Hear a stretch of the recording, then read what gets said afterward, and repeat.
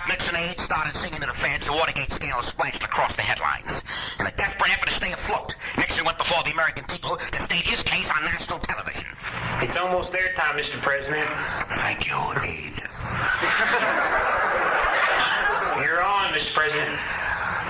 My fellow Americans, I come before you tonight to tell you the truth.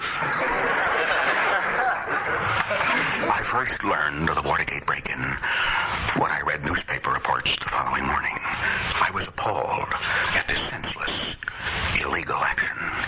Therefore, I have the following announcement to make. Today, I have regretfully been forced to accept the resignation of 1,541 of the finest public servants. It has been my privilege to know.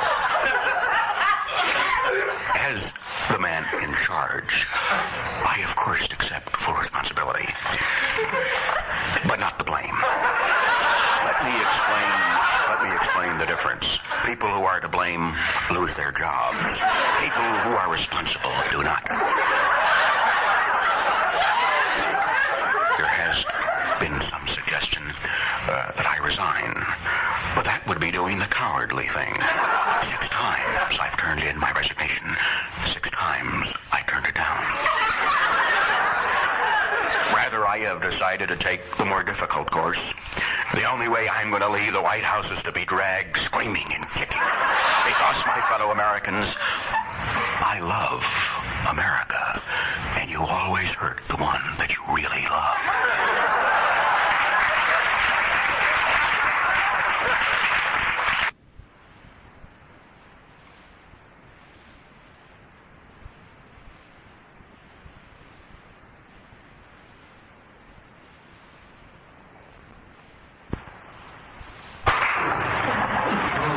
Take a letter. Dear Dick, I think you're doing a magnificent job. Your public appearances are quite exciting. You are what I would call an activist president. Now read that back and give it some feeling.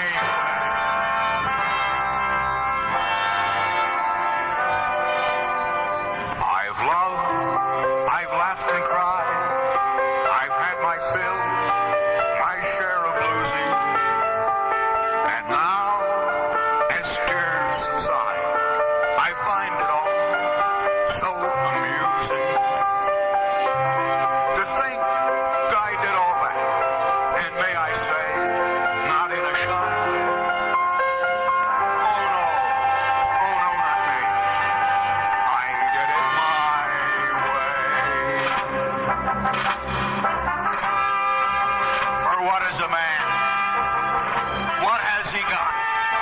If not himself,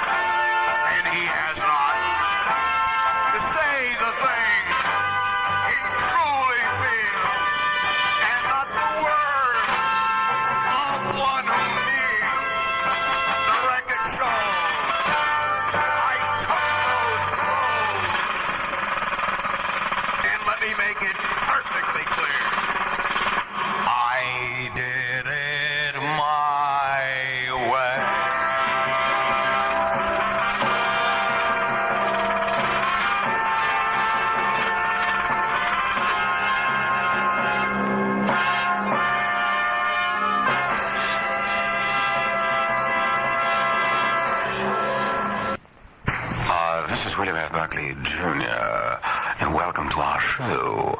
Our guest tonight is the Honorable Spiro T. Agnew. Mr. Vice President, if through some quirk of history, Rich Nixon felt compelled to resign, that would make Spiro T. Agnew the President of the United States. Have you prepared yourself for that eventuality? Mr. Nixon's only mistake was putting too much faith in some overzealous White House aides.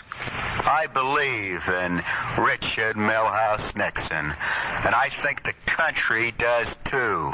Oh, boy, just think of it. President Agnew. That'll show all those guys back in high school who used to tease me with Spiro is a zero. But it ain't like that. He must be a queero.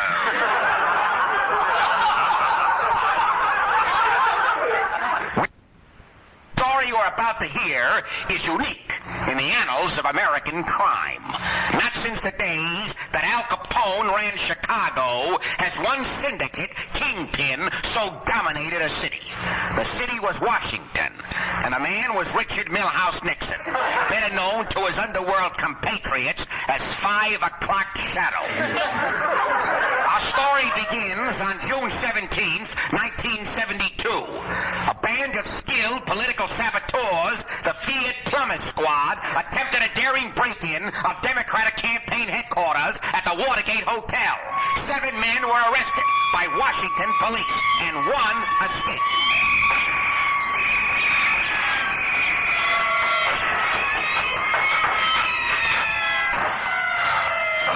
Lock the door.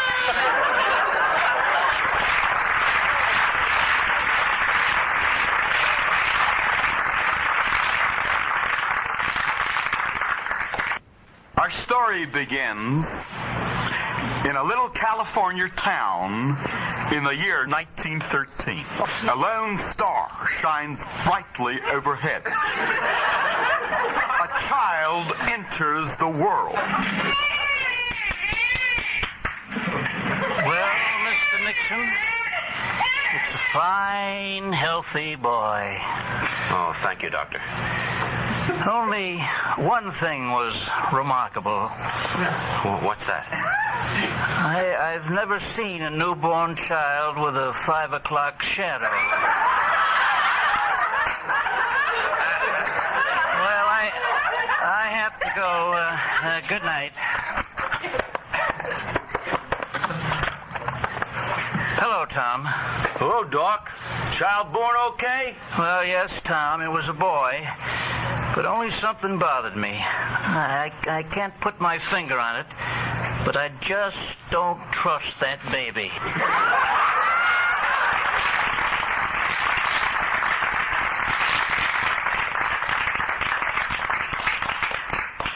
Hearings by Senator Sam Ervin's committee kept fresh disclosure on the Watergate scandal coming daily. And one giant question mark hung over the country. Would Nixon be indicted by the feds? But oblivious to all such fears, Nixon went about his job, business as usual. I would say that it's 30 to 1 that I'll be impeached, and 1,000 to 1 that I'll go to jail. And that has absolutely nothing to do with the fact that today I am sending to Congress a prison reform bill,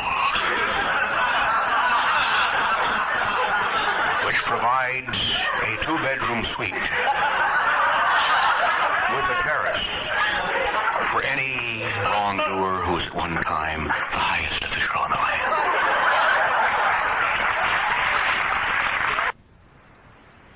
Mr. Cronkite, Mr. Brinkley, it's almost 7 o'clock. You know what that means. Bedtime at the old reporter's home. Can't we stay up for the nightly news?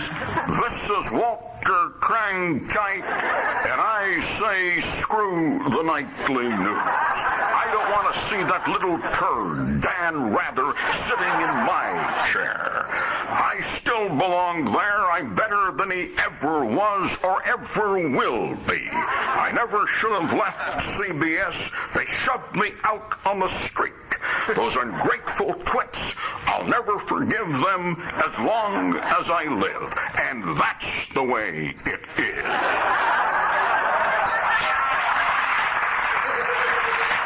think I feel watching Tom Brokaw? The man makes $7 million a year, and he can't say his else.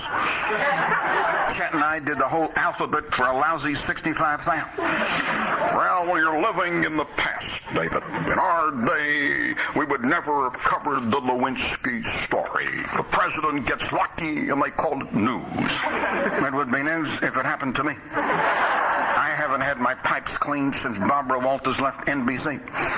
She's another one who can't say her L's. But she didn't have to after what she did. It was fine with me. Maybe that's where I went wrong. I'd still be on the air if I said, good evening, this is Wah Wah Cronkite with the evening news. Thank you, and that's the way it was.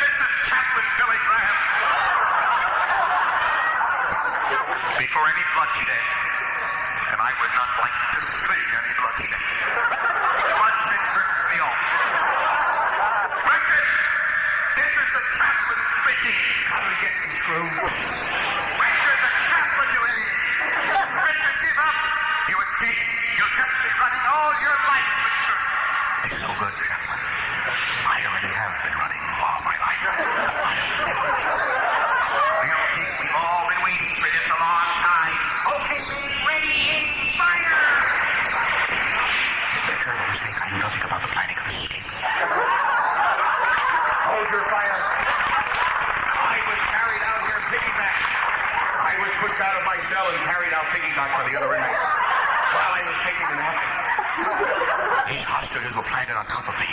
But I'll get to the bottom of this escape, no matter whose cell the investigation may lead to. There'll be no whitewashing, Folsom, because I love this prison.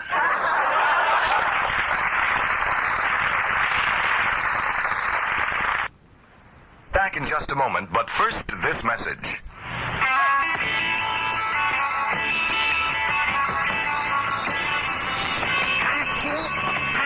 Now. Remember the great sounds of the 50s and the 60s? We're never going to forget that. Remember this one? This is my last press conference. You're not going to have Dick Nixon to kick around anymore. And remember this one? My wife, Pat, is a respectable Republican cloth coat. And we're going to keep checkers. I don't care what they say. That was over 20 years ago. Hard to believe, isn't it? Well, now I got for you a special offer on his great double album set, Dick Nixon Salad Gold. Salad, man, salad. You can have a collection of all his greatest hit speeches. Now listen, the speeches you listened to when you were kids, the speeches you laughed to, the speeches you cried to, and the speeches you threw up to. Remember this one? My fellow Americans, I come before you tonight to announce that I am ordering ground troops into Cambodia. Remember the campus riots that followed that one? Now you're going to get that speech and many more. This double record set is not available in any store. Order now, and you'll also receive for no additional charge another album classic of such political hits as... When I return, Mary Jo and the car were gone. Yes, that was Ted Kennedy's Captain Clinic speech. We're never going to forget that one. And on the same album, you're going to get Ed Musket crying in New Hampshire. And Hubert Humphrey's 10 greatest concession speeches. Speeches like this one. I could see. And this one. I could see. And of course. I could see. And the unforgettable one. I do could see.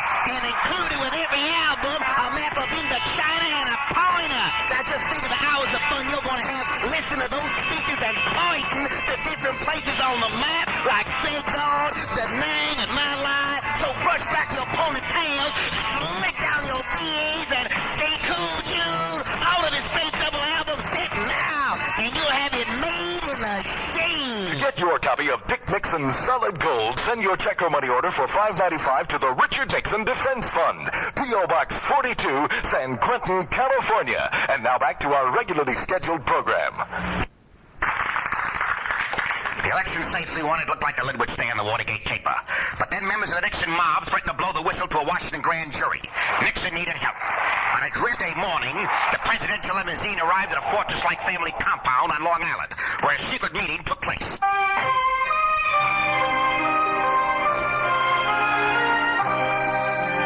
Why didn't you come to see me before? You had come to see me before.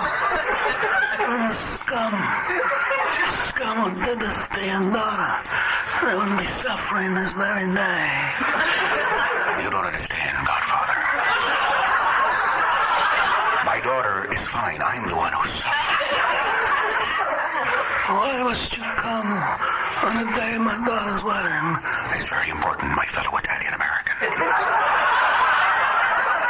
But first, let me congratulate you on your lovely daughter's wedding. Let me just say, muzzle off. And I have brought you this gift. Oh, a nice blender.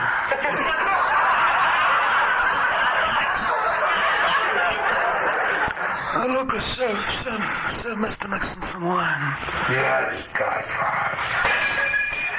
Look, how many times have I told you it's not the way to open wine? The man is an animal.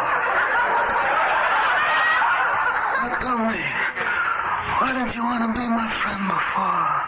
Why did you ever... I was just saying to Pat the other day, we don't get to see enough of the Corleones anymore. My friend, the stool pigeons in your organization must be silenced. If you leave thanks to me and my friends, then John Dean III will very quickly become John Dean the Last. And why do you come to see me? What service may I I do for you? I have to get out of the Watergate mess, quickly. So quickly you wouldn't believe it. Do you want justice? Not necessarily.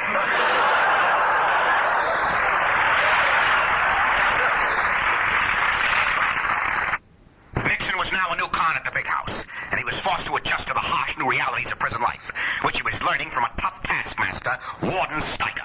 Nixon, you're a new fish in here. Let's get acquainted. I'm the warden. Let me explain the rules to you here and now. Follow the rules, we'll get along. Break the rules, and I can make your life very, very unpleasant. Now, this prison, the state pays your keep, and I am your keeper. Do I make myself perfectly clear? The state gives you 3 meals a day and 1 bath a week, and that includes a shave. I need more than 1 shave. I need so many shaves you wouldn't believe it. I believe it. Look at your face. It looks like a dirty rag. Now, you're in prison now. The cushy days are over. Just forget about them. They're behind you. Join the other men in the yard while I get your prison cell assignment. And you better behave yourself. I'm telling you that.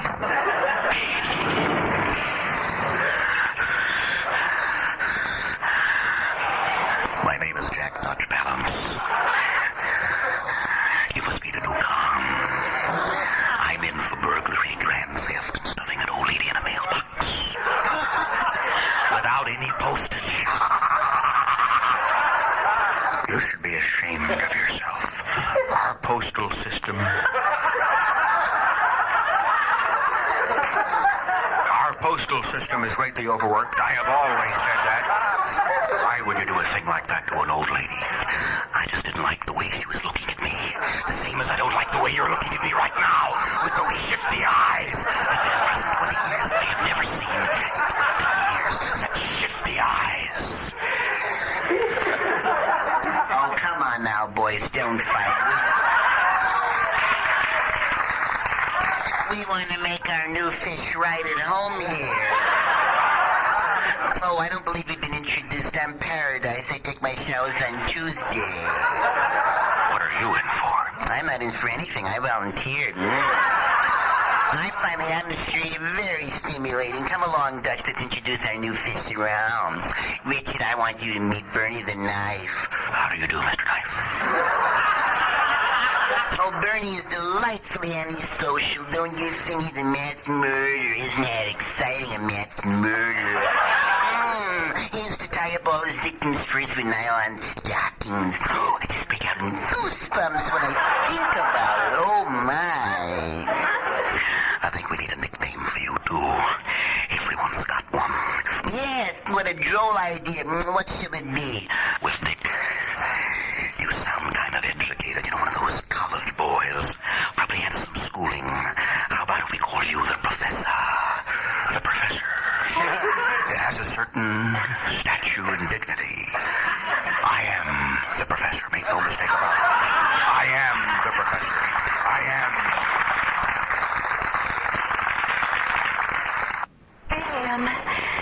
Come on, wake up. Why? President, I still fall asleep. I think, though, and I'm really, after all... Can dream still the president, Dick. Believe it or not. I'll prove it to you. I'll turn on the radio. You'll hear your name. You'll see. Don't do that, Pat, please. All the networks are always saying bad things about me. I just can't take it anymore. I wished hard enough, Pat, and I became the president. Maybe if I wished hard enough again, I could maybe have my own radio station. Just think of it, Pat. My own station. My own station. My own station. My 72 WNIX 110% American. Good morning. This is your announcer, Henry Fonda. It's WNIX on the air. And now here he is, the man who is still your president, believe it or not. Hail to the chief.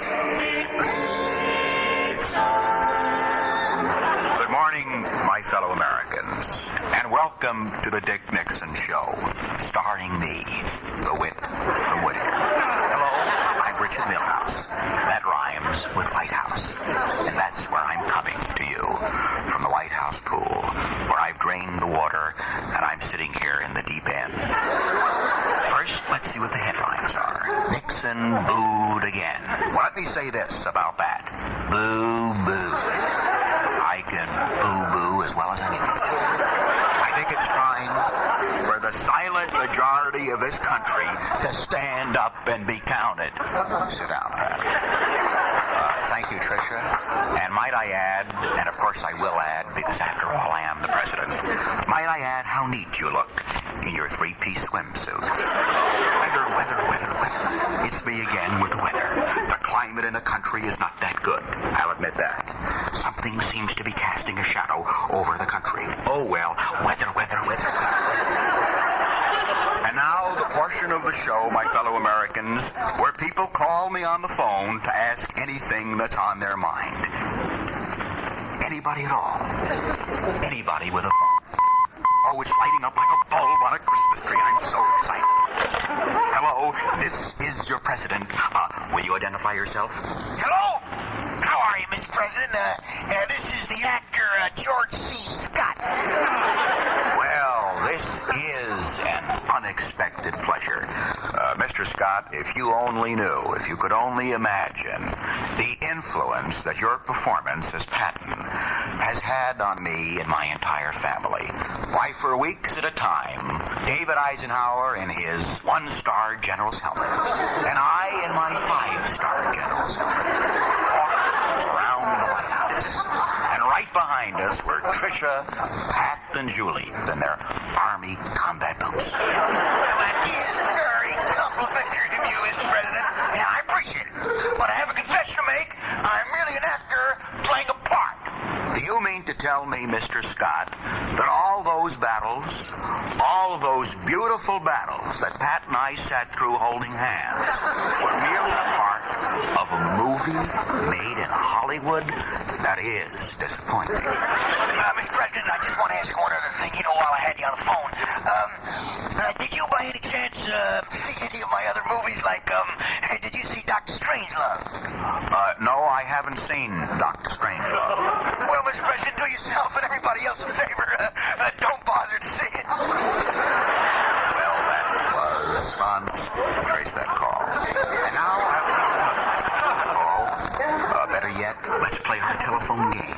That's where I surprise some American out there, and believe me, your president has plenty of surprises for you. I surprise them by calling them up and saying hello.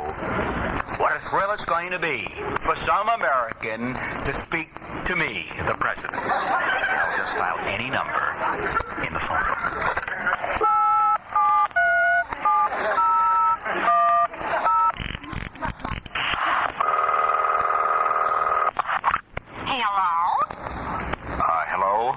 Mrs. Herman Ginsburg? Yes, this is she. Well, you're on the radio, Mrs. Ginsburg. What? Oh, I don't believe it. I'm so excited. I'm on the radio. And Mrs. Ginsburg, do you know whom you're speaking to? Oh, no. I can't stand it. I'm dying. This is President Richard Nixon.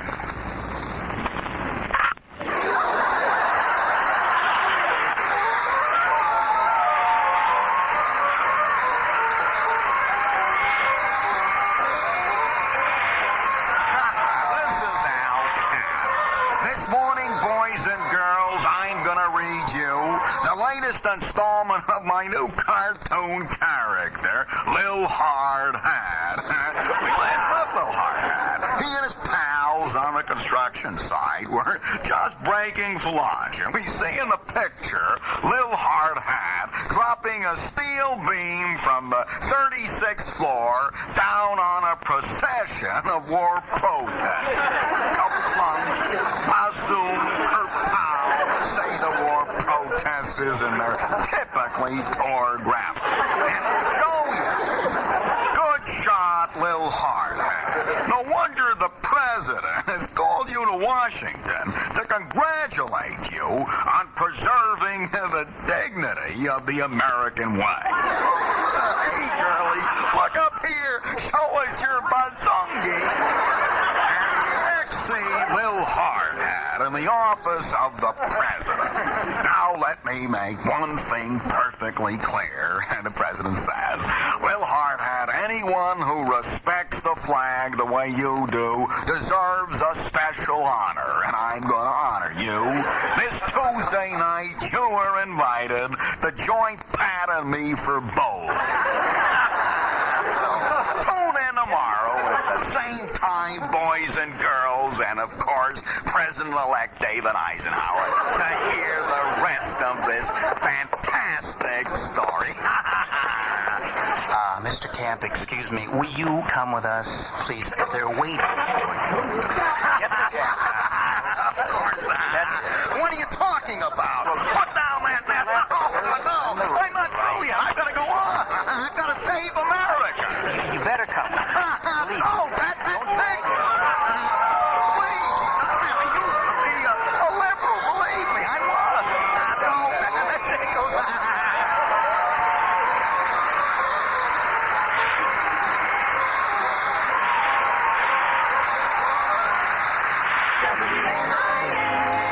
The White House. Down on the farm. WNIX.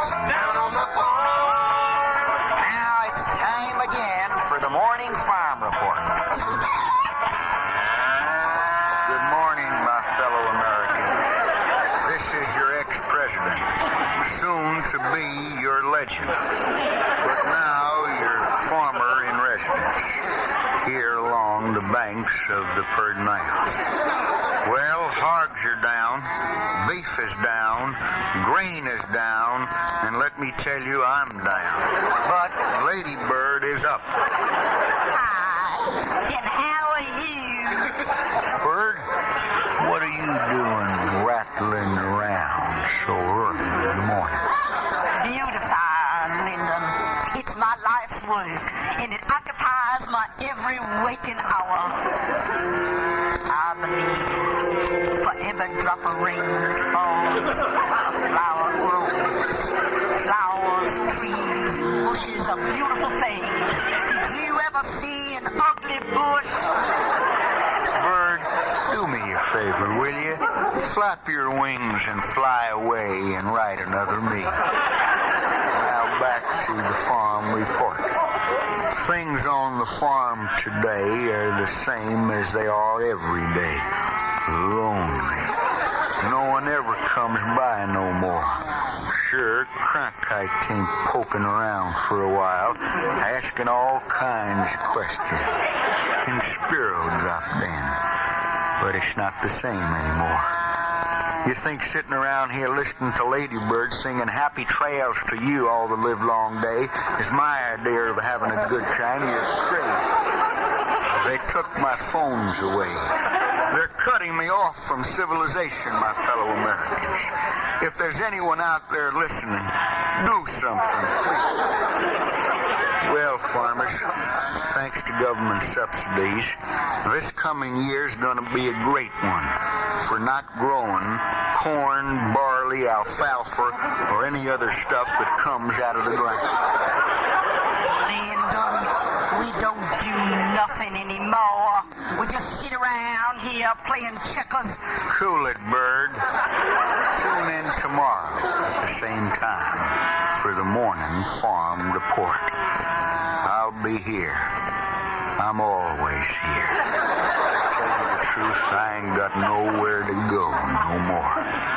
Until then, this is LBJ saying...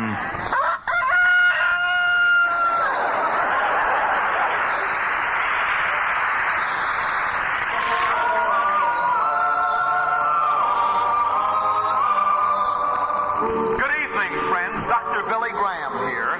Let me step into your living rooms tonight and your parlors and talk to you for a moment about your soul and its salvation. Yes, I I said unto you, the soul and its salvation. Now you may ask yourself, and rightly so, what is Dr. Billy Graham doing in my parlor talking to me about my soul and salvation?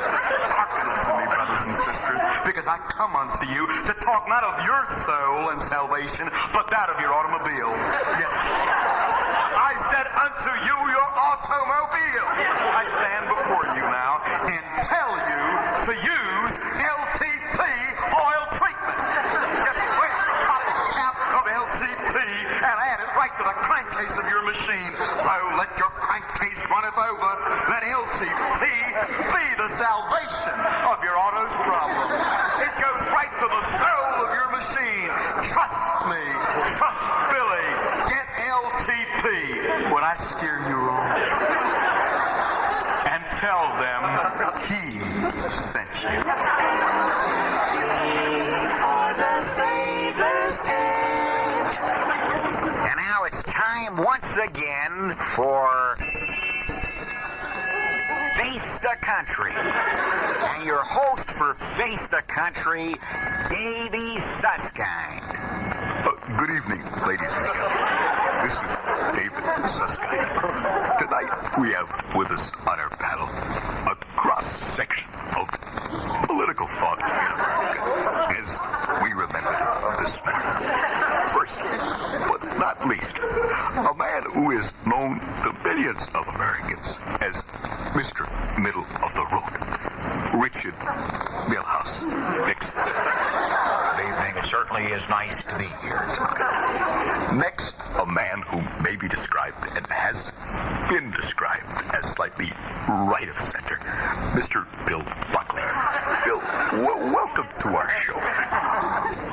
Good evening. It certainly is very nice to be here tonight. And now, representing the cross-section of our rebellious college-age youths, and there are so many of those around today, but I really think that we have a good representative. Here he is, Davey Eisenhower. Hiya. Peace. Thank you so much. You all know each other, and you also know the format of our show. You will be asked questions by members of the audience, to which you will have to give an answer. Is that clear? You mean if I am asked a question, I will answer in a manner that is expected of me. And I always will do what is expected of me. Not only what is expected of me, but what is expected of all Americans.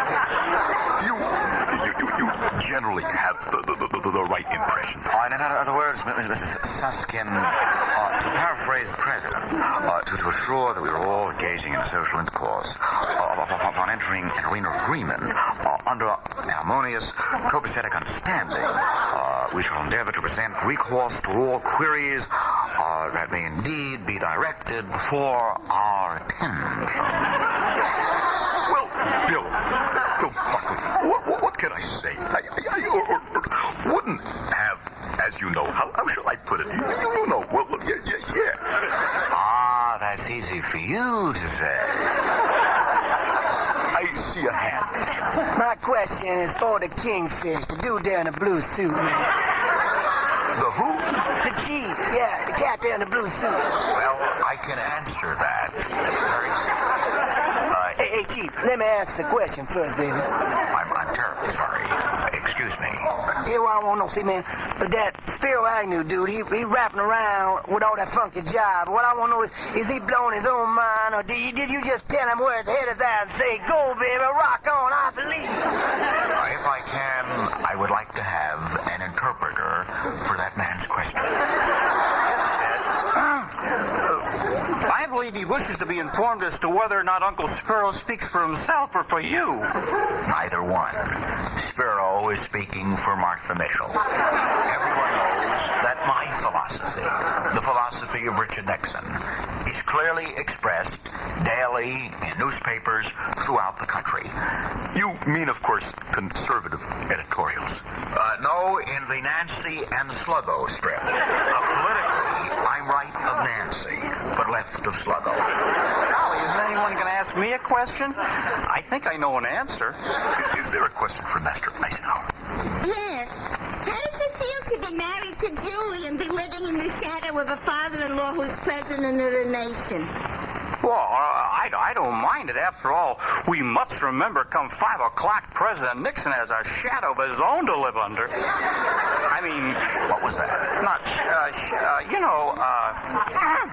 oh, boy. What was that he just said? We interrupt this program to bring you a special message from the man who is just a heartbeat away from being the head of our station. My fellow Americans, Peter Piper picked a peck of pickled peppers, and she sells seashells by the seashore. I guess you know who this is. Beware. There are discordant sounds in this land of ours. These sounds are the clear, cold, clarion cries of a clique of clattering congressmen, the fulminations of those frogmen of futility, fraught with a fever of fear and frustration. Don't heed the muddled, meaningless mutterings of this maladjusted minority. You know as well as I that they're nothing more than peculiar, petulant, pernicious prophets living in Pittsburgh. Thank you.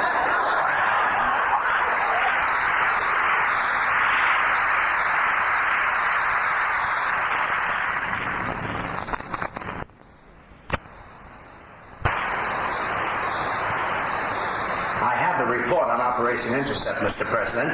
It's a huge success. Then you stopped the flow of marijuana. Completely. Tourist traffic hasn't moved in days. The President of Mexico is threatening to break off diplomatic relations. Not only that, we seized 3 joints. Joints. Now, let me understand that. Now, what are joints? You've got to be kidding, sir. Jones, I never kid. I have a wonderful sense of humor, and I tell hilarious jokes, but I never kid. Now, what is a joint? Joint, sir, is a marijuana cigarette. I always thought they were called roofers.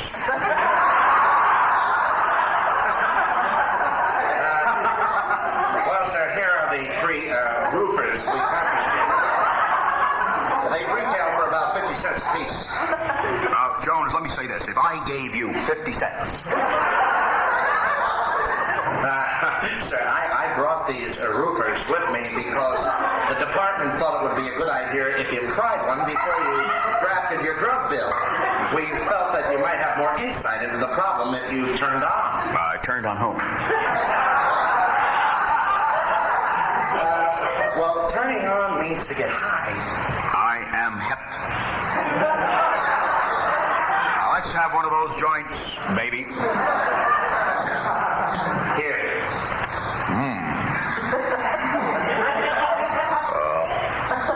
That's good. Sir, you're not supposed to eat it. You smoke it. I've already swallowed it. Give me another one. All right. Here, now, sir, when I light it, you're supposed to inhale like this. And you hold the smoke in your lungs as long as possible. Now, let's go, Jones. I'm getting up close.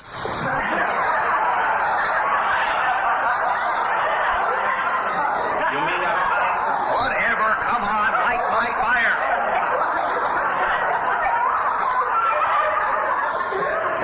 There we go. I swallowed that one, too.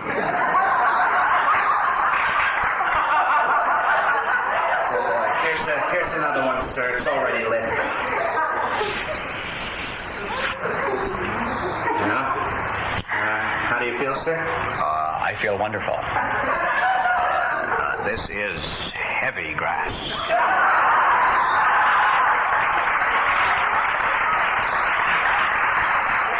It must be Acapulco Gold.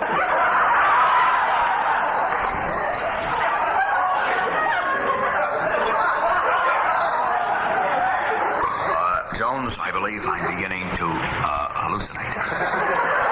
But, sir, you're not supposed to hallucinate on pot. Don't tell me. I hallucinate on Dr. Pepper.